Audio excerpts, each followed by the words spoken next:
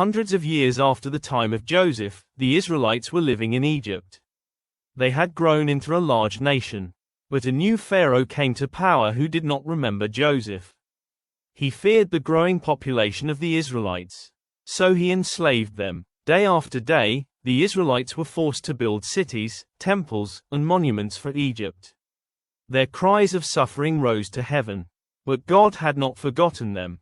Pharaoh became even more afraid of the Israelites. He made a cruel decree. Every Hebrew baby boy that was born must be killed. Only the girls were allowed to live. Egyptian soldiers were sent throughout the land.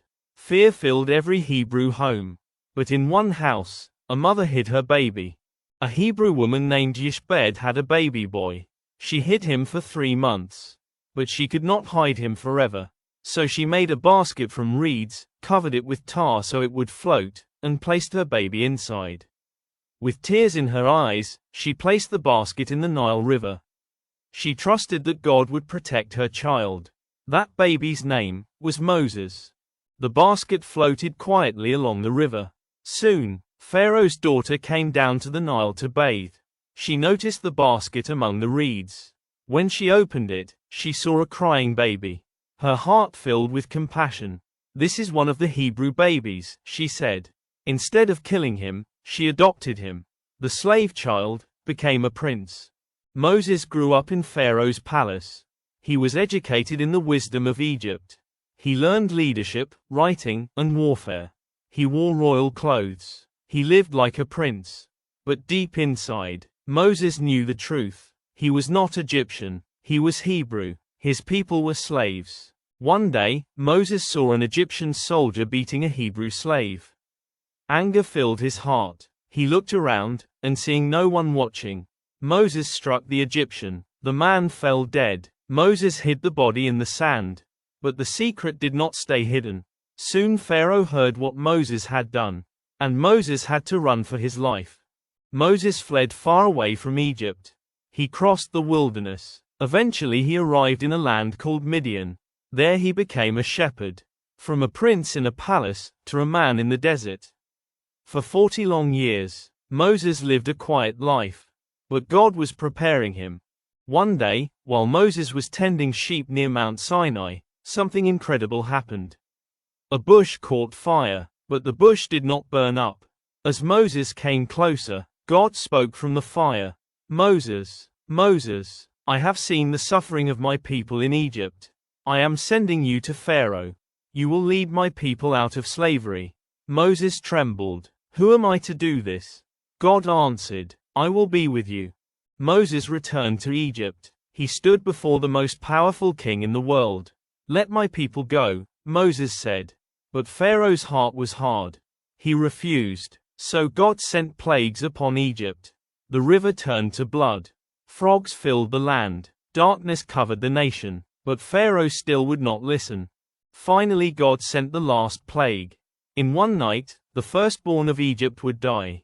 But the Israelites were protected. They placed lamb's blood on their doorposts. That night, death passed over their homes.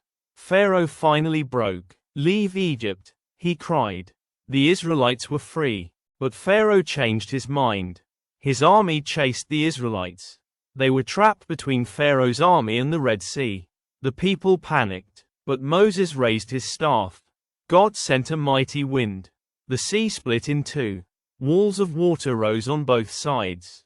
And the Israelites walked through on dry ground. When Pharaoh's army followed into the sea, the waters returned. The sea crashed down. The Egyptian army was destroyed. Israel was finally free. God had delivered his people. The journey to the promised land began. But the desert was harsh.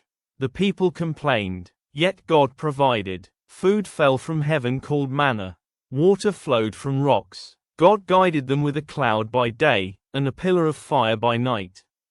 At Mount Sinai, God called Moses up the mountain. Thunder roared. Lightning flashed. God gave Moses the 10 Commandments. These laws would guide the nation of Israel.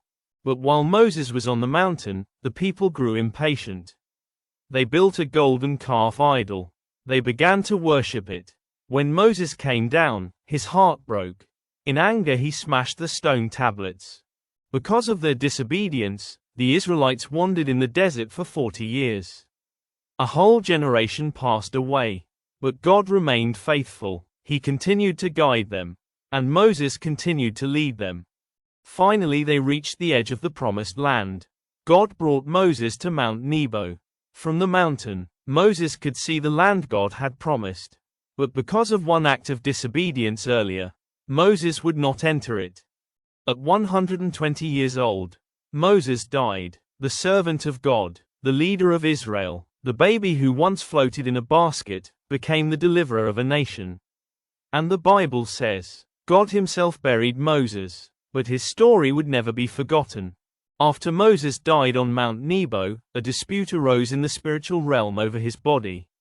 Michael the archangel confronted Satan, who tried to claim authority over Moses. But Michael simply said, "The Lord rebuke you," and Moses' body remained under God's authority. Thanks for watching. Stay blessed and don't forget to share this video with everyone.